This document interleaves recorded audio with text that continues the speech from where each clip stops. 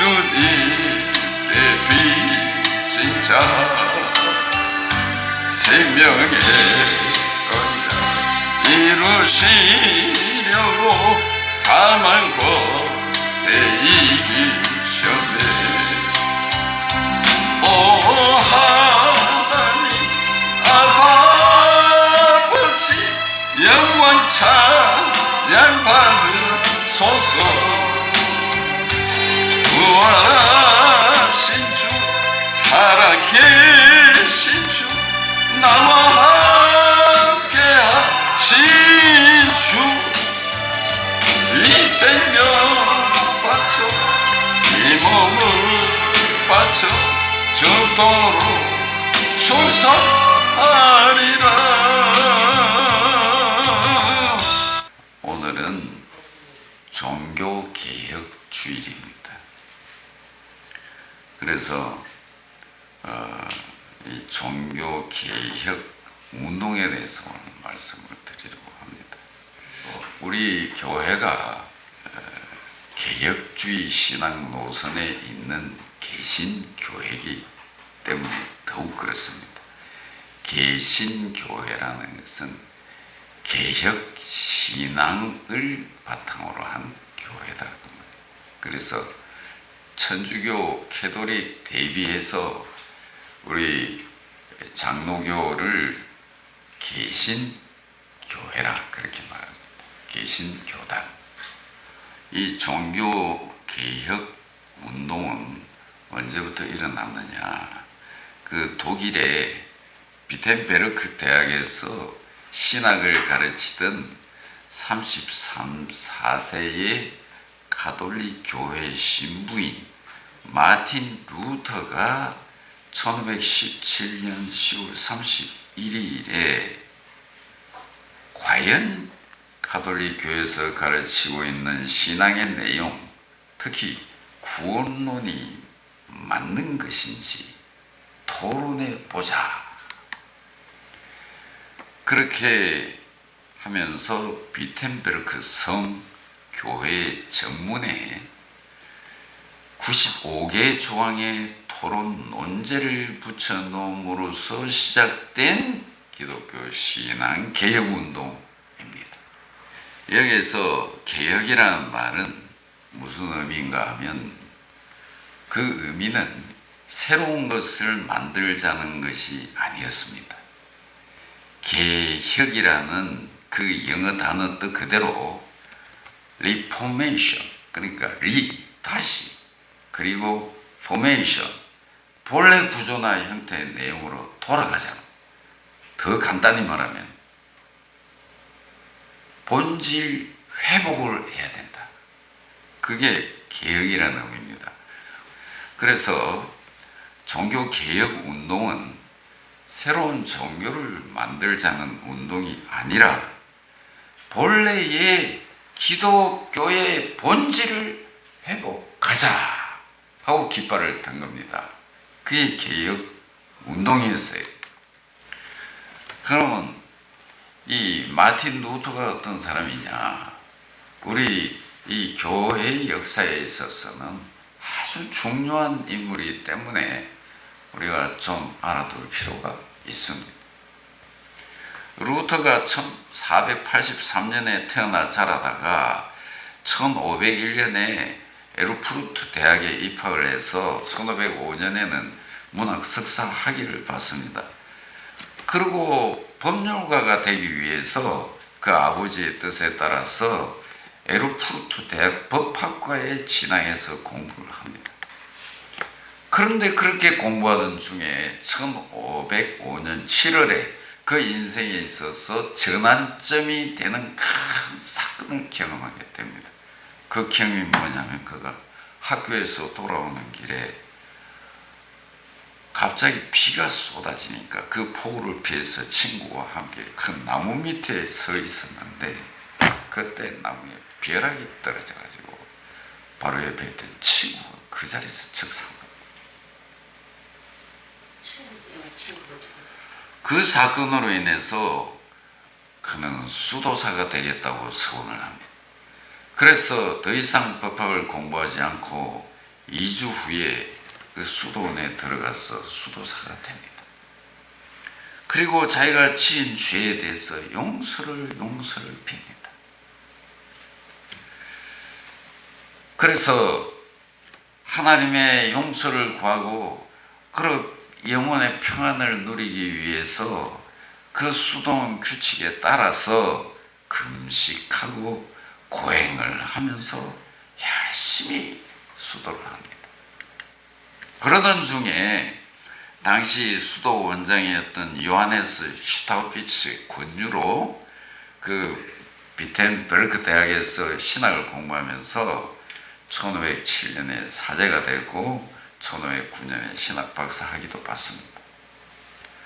그런 그를 1510년에 아우구스티누스 수도회에서 로마로 출장을 보냅니다. 그는 그 출장 명령을 받고 너무너무 기뻐했습니다. 성지 순례를 가는 것만큼 기뻐했어요. 왜냐하면 예수님이 빌라도에게 그 재판을 받기 위해서 올라갔다는 그 계단이 예루살렘에서 라테나노의 성 요한 성당에 옮겨져 있었는데 그가 그 계단을 무릎으로 기어 오르면서 기도하는 것을 그렇게 원했기 때문입니다. 그래서 로마에 도착한 이후에 그 성당에 가서 그 계단을 무릎에 피가 나도록 주기도문을 암송하면서 기어오릅니다. 그리고 죽은 그 할아버지의 영혼이 연옥에 있다면은 자신이 그렇게 쌓고 있는 그 고행으로 할아버지의 영혼이 천국으로 옮겨가기를 기도했던 겁니다. 기도하면서 그 계단 맨 위까지 올라갔어요. 그런데 마음에 확신이 생기지 않는 거예요. 이게 정말 용서받은 것인가? 정말 이렇게 고행함으로써 연옥에 있는 할아버지 영혼이 천국으로 가는 것인가? 그래서 그는 실망을 하고 다시 돌아오게 됩니다. 그 돌아와서 그 수도원장 요하네스가 비텐베르크 대학에서 성경을 가르치라고 했어요. 그래서 이 루터는 대학에서 이제 성경을 가르치게 되는데 성경을 가르치던 중에 시편에 계속 반복되어 나오는 구절 하나가 그 마음을 흔들어 놓았어요. 그 구절은 주의 의로 나를 구원하소서 하는 구절하고 또 하나의 말씀은 오늘 읽은 말씀이에요. 오늘 읽은 말씀.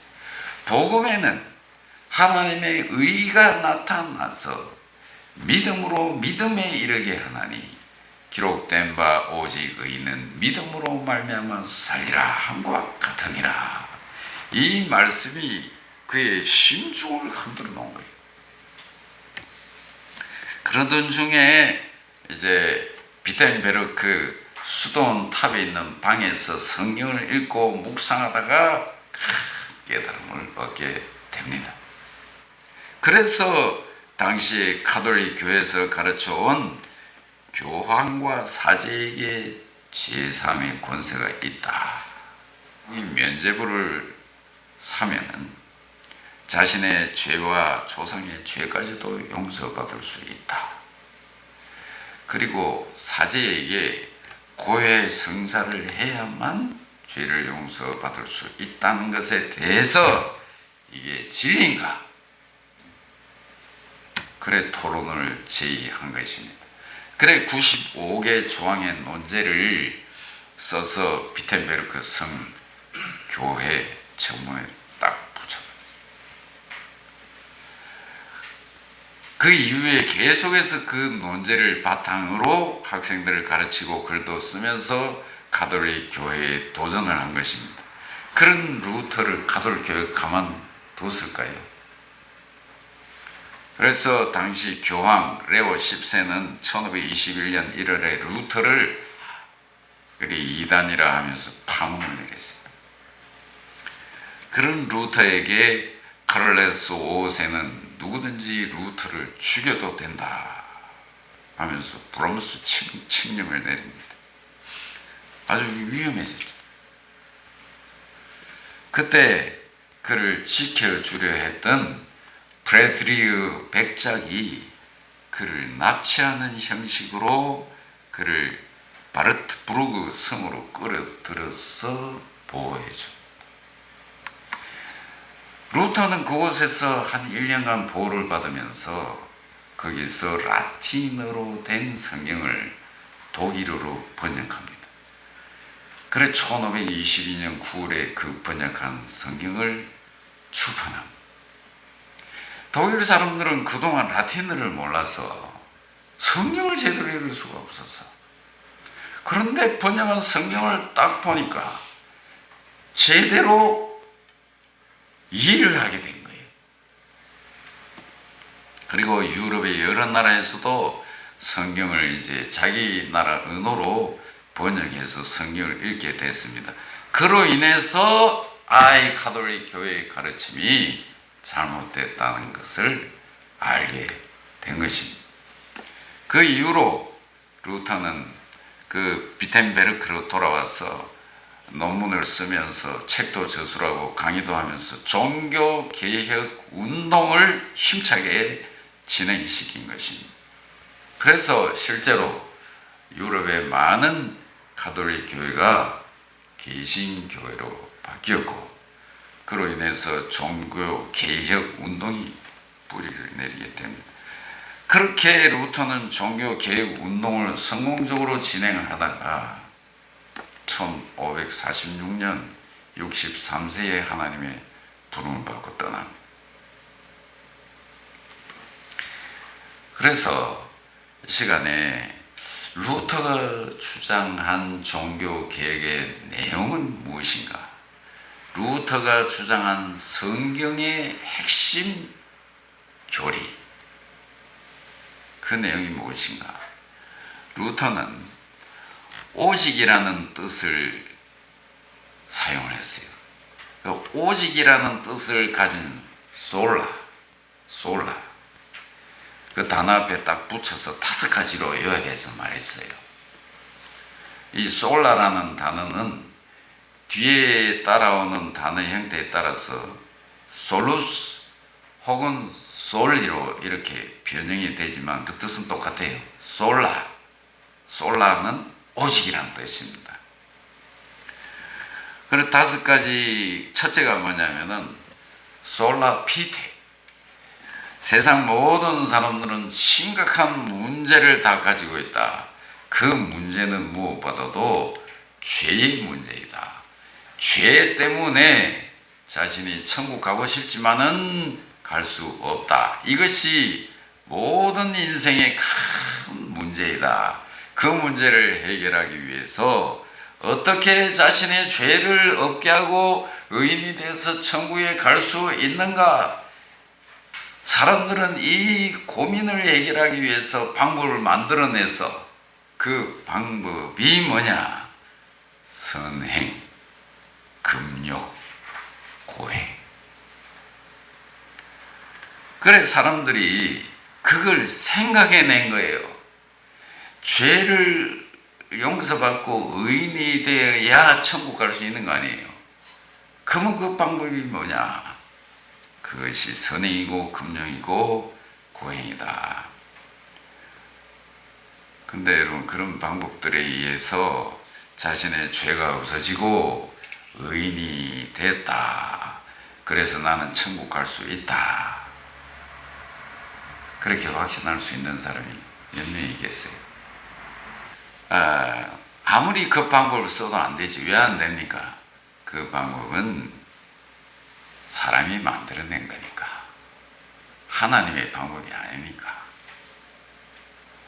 천국에 들어가게 하시는 것은 전적인 하나님의 권한이고, 하나님이 제시한 방법대로 해야 구원을 받는 거지. 그래서 사람이 의인이 되어서 천국에 가기 위해서는 사람의 방법이 아닌 하나님이 정해놓으신 방법을 알아야 한다. 그것이 뭐냐? 솔라 피테. 성경에 기록되어 있는 말씀, 복음에는 하나님의 의가 나타나서 믿음으로 믿음에 이르게 하나니 기록된 바 오직 의인은 믿음으로 말미암아 살리라. 믿음으로 믿음에 이르게 한다. 이 말씀 오직 믿음이란 뜻이에요. 즉 죄인인 사람이 의인이 돼서 천국에 가기 위해서는 하나님이 정해주신 방법을 따라야 하는데 그 하나님의 방법이 바로 예수님을 구원자로 믿는 믿음, 솔라 피테 외에는 없다. 그리고 두 번째는 뭐냐면은 솔루스 크리스투스, 오직 그리스도를 통해서.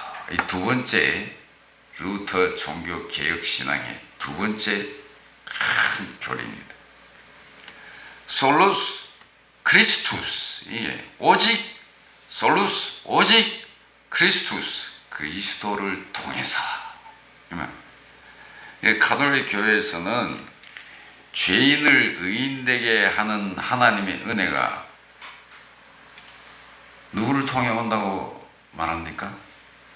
사제를 통해 온다고 하는 거예요. 신부. 사제가 행하는 그 7가지 성례를 통해서 죄인이 의인이 되는 하나님의 은혜가 임한다. 그렇게 말해요. 그래서 천주교회는 지금도 7가지 성례를 행합니다. 이 성경적으로 우리가 지켜야 되는 예식은요, 2가지밖에 없어요. 세례와 성찬. 예수님이 명하신 것은 세례와 성찬밖에 없어요. 그런데 천주교는 5가지를 더 인위적으로 만들어서 7성례를 말합니다.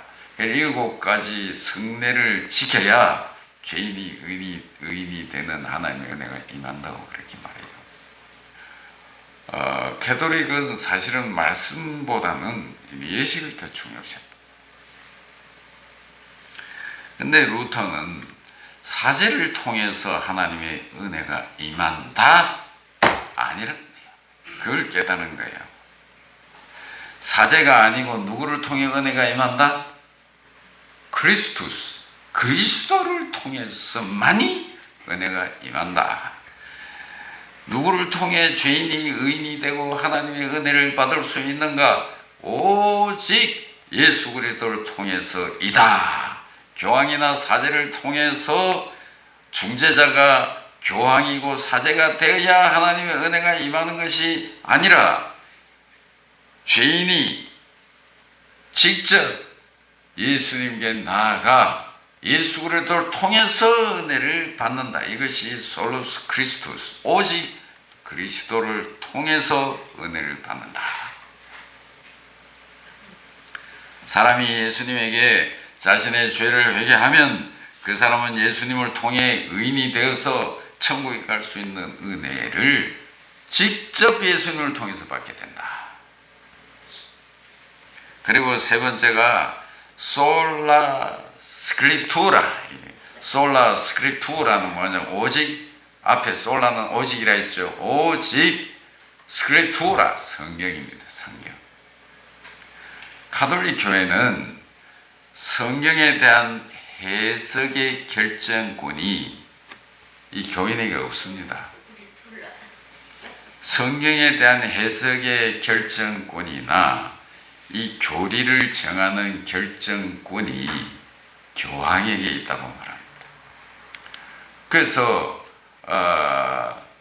저 신자가 개인적으로 성경을 읽고 해석할 고난이 없어요. 오직 교황이 교황청에서 해석해 놓은 책을 믿어야 돼요. 그래서 없는 게 많아요. 이 천주교에는 마리아의 무슨 평생 동정녀설이나 마리아는 성천을 냈다는 성천설이나 그 밖에 뭐 이런 할로윈 데이 이 만성절이나 또 무슨 면죄부를 사면은 천국에 갈 수 있다. 이거 황당한 이런 교리가 성경에 없단 말이에요. 그런데 그것을 믿고 그대로 행해라 한단 말이에요. 여러분, 교황이 완전하신 하나님입니까? 교황이 완전하신 하나님이 아니죠. 그 루터는 그것이 잘못이라고 하면서 신앙과 관계된 모든 결정권은 언제나 하나님의 말씀이 기록된 성경에 있다. 성경은 모든 것을 결정짓는 최고의 권위의 책이다. 교황이나 교황청이 아니다. 교황이 말했어도, 신학 박사가 말했어도 그 말이 성경에 어긋나면은 그거는 잘못된 것이다. 그걸 주장한 거예요. 교회 안에서 아무 직분도 갖지 아니한 그런 무식한 사람이라 할지라도 그가 한 말이 성경의 가르침에 맞다면은 그 말은 진리다. 오늘 이 말씀을 듣는 여러분은 언제나 성경의 최고의 권위를 두고 성경에 따라 사는 건강한 신앙이 되어야 한다. 할렐루야. 그렇게 되시기 바랍니다. 그리고 네 번째는 솔라 그라티아.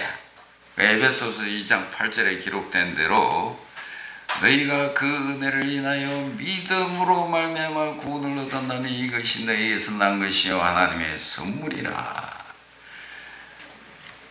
여러분, 구원받게 하는 믿음이 이게 사람에게서 난 거냐, 하나님의 선물이냐, 내가 믿음을 결정할 수 있느냐, 내가 예수 그리스도를 믿기로 결정할 수 있는데 그 결정하도록 역사하신 것은 하나님이 먼저 은혜를 베풀어 주셨기 때문이다. 그게 루터의 네 번째 성경적인 주장입니다. 여러분, 예수님을 믿잖아요. 그러면 믿음으로 구원받는데 그 믿음이 어디로부터 시작됐느냐?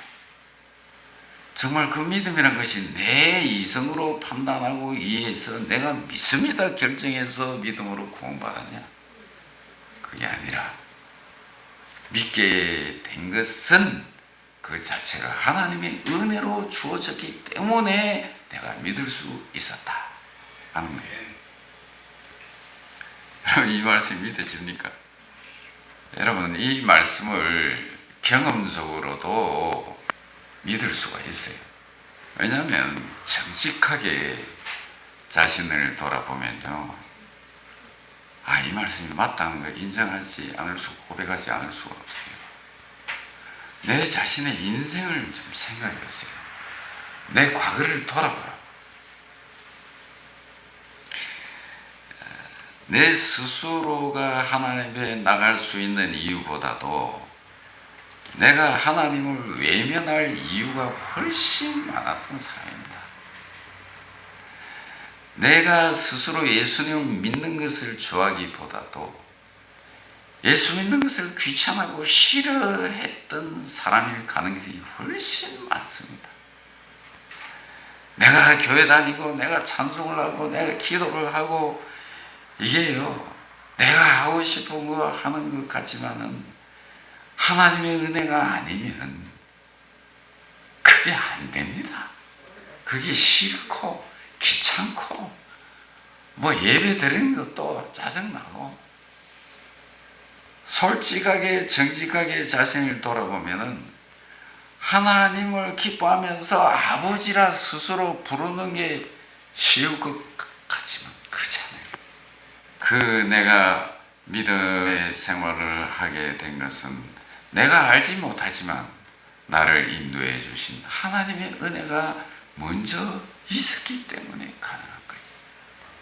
하나님이 나를 불러주시지 않았다면, 예수 믿을 수 있도록 은혜를 주시지 않았다면 나는 하나님을 아버지라 부를 수도 없었고 믿을 수도 없었다. 그래서 구원받은 것은 우리에게서 난 것이 아니라 전적인 하나님의 은혜이고 선물이었다. 너희가 믿음으로 말미암아 구원을 얻었나니 이것이 너희에게서 난 것이 아니요 하나님의 은혜요 선물이었다. 그런데 가톨릭 교회에서는 구원받는 데 있어서 하나님의 은혜를 인정하면서도 100%를 인정하지 않습니다. 그래서 하나님의 은혜로만 구원받을 수 없고 그 부족분을 인간이 행하는 그 무엇으로 채워야 구원받을 수 있다. 그 부족분, 하나님의 100% 하나님이 주시는 은혜로 구원받는 게 아니라 그 은혜가 있는 건 사실이지만은 인간이 선행을 하든지 금욕을 하든지 고행을 해야 구원에 이를 수 있다. 그렇게 가톨릭은 가르쳐요. 그런데 그 교리가 잘된 교리냐? 잘못된 교리잖아요. 왜냐하면 하나님의 은혜는 100% 완전한 것이지 구원을 받는데 부족하게 해서 은혜를 주시냐 말이에요. 하나님이 주시는 은혜는 부족한 은혜가 아니고 100% 완전한 하나님의 은혜의 선물이다. 그 말이에요. 오늘 이 말씀을 듣는 여러분은 자신이 구원받은 것이 전적인 하나님의 은혜임을 고백하면서 그 은혜에 감사하며 사는 분들이 되시기 바랍니다. 끝으로 솔라 글로리아입니다. 따로 솔라 글로리아. 글로리아 이 영광입니다. 그러니까 솔라 데오 글로리아 오직 하나님께 영광을 솔라 데오 글로리아 솔라 데오 하나님 글로리아 영광. 바울은 고린도전서 15장 16절에서 내가 나된 것은 하나님의 은혜로 된 것이니 내게 주신 그의 은혜가 헛되지 아니하여 내가 모든 사도보다 더 많이 수고했으나 내가 한 것이 아니요 오직 나와 함께 하신 하나님의 은혜로다. 자신이 구원받은 것이나 사도로 사역한 모든 것이 다 내가 한 것이 아니요 하나님의 은혜라. 그렇게 말한 거예요. 근데 이 고백 바울만 해야 할 고백인가? 우리도 똑같이 고백해야 할 거죠. 분명 우리에게도 하나님의 은혜를 주셔서 믿음을 갖게 됐고 그 믿음으로 구원을 받게 됐다. 그리고 또 하나님이 우리에게 은혜를 주셔서 또 능력도 갖게 해주시고 그 능력으로 교회를 섬기고 하나님의 일을 하게 해주셨다. 이 모든 것은 하나님의 은혜로 주어진 것이기 때문에 영광을 받으실 분은 오직 하나님이다. 그래서 솔라 데오 글로리아. 사람의 영광을 가로채면 안 된다. 그런데 가톨릭 교회에서는 말로는 하나님께 영광을 드린다고 하면서도 실제는 그렇지 않았습니다. 저 성당에 가보면은 성당 안에 그 역대 교황을 비롯한 그 여러 성인들의 그 얼굴을 그려놓고 이 조각품을 세워놓고 또 그들의 무덤을 또 만들어 놓고 그 사람들의 그 유품들을 전시해 놓고 거기에 키스하고 그 경배하게 하고 이게 어떻게 솔라 데오 글로리아냐 말이에요. 그래서 루터가 영광은 오직 하나님께 돌려야 한다. 하나님께 영광 돌리는 사람이 바른 신앙인이라는 것입니다. 할렐루야. 오늘 교회가 교회답지 못하게 된 이유가 많겠지만 이 개혁신앙에서 벗어났기 때문에 그래요. 이 개혁주의 신앙 노선에 있는 개신교회의 성도들이, 목회자들이 이 순수하고 성경적인 이 루터의 그 신앙 사상을 계승하지 못하고 성경을 기준으로 해서 모든 구원받은 성도는 개혁하고 죽을 때까지 개혁해야 한다. 이게 개혁주의 사상이 있어요. 끊임없이 성경을 두고 개혁해 나가야 돼요. 자신을 개혁해 나가고 가정을 개혁해 나가고 또 뭐가 잘못된 게 없냐 또 고치고 그렇게 세워나가는 것이 개신교회 개혁주의 신앙 노선에 선 우리 성도들, 목회자들 그 사상을 가지고 나아가야 하나님이 영광을 받으시는 것입니다. 할렐루야. 지금 그 잘못된 분들 보세요. 그 하나님 이름을 말하고 예수의 이름을 말하면서 솔라데 글로리아 그렇게 합니까? 어떻게 하든지 자기 자랑을 하고 자기 업적, 자기 선행 뭐 이런 걸 쟤는 피하를 해가지고 오직 하나님께 영광을 돌려야 될 사람이 하나님의 영광을 자꾸 가로채 간증을 하는데도 들어보면은 저거 정말 솔라데오 글로리아가 맞냐? 너무나 많이 달라져 있어요. 내가 헌금을 했다. 내가 선한 일을 했다. 내가 구제를 했다. 내가 선교 지혜에 많은 도움을 준 사람이다. 그게 어떻게 장이 되냐 말이에요. 사도 바울이 그렇게 말했습니까? 나의 나된 것은 하나님의 은혜거든.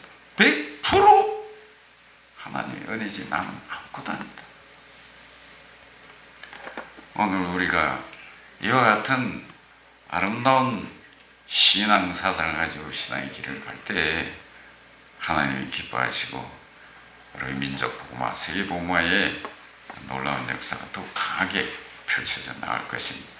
이 개혁주의 신앙 노선에 대한 것을 오늘 이해하는 시간이었습니다. 사실 내용적으로 보면은 다 알고 있는 내용입니다. 제가 수없이 많이 설교한 내용이 근데 그랬었구나. 이런 개혁주의 신앙 노선이라는 것은 이런 길을 가는구나